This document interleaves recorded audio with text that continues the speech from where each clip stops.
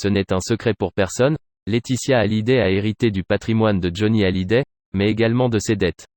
Sur les chiffres, il y a eu énormément de fantasmes. La réalité, c'est qu'il y a du patrimoine, peu de trésorerie et beaucoup de dettes, confiait-elle en 2020, dans les colonnes de Paris Match.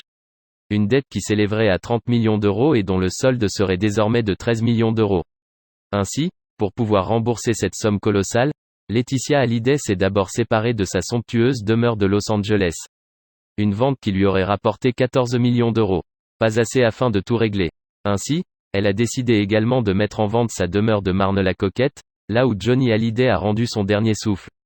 Selon le magazine Closer, en vente dans les kiosques depuis ce vendredi 25 février 2022, Laetitia Hallyday aurait finalement trouvé un acheteur au mois de décembre 2021. Montant de la transaction, 10 millions d'euros.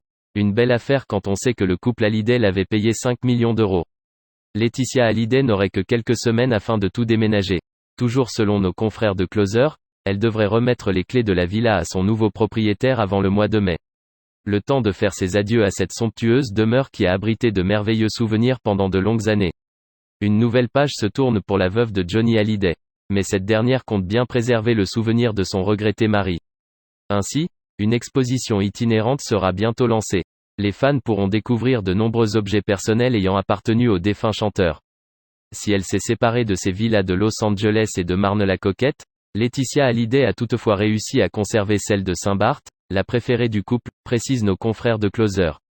Un endroit qui est cher à son cœur.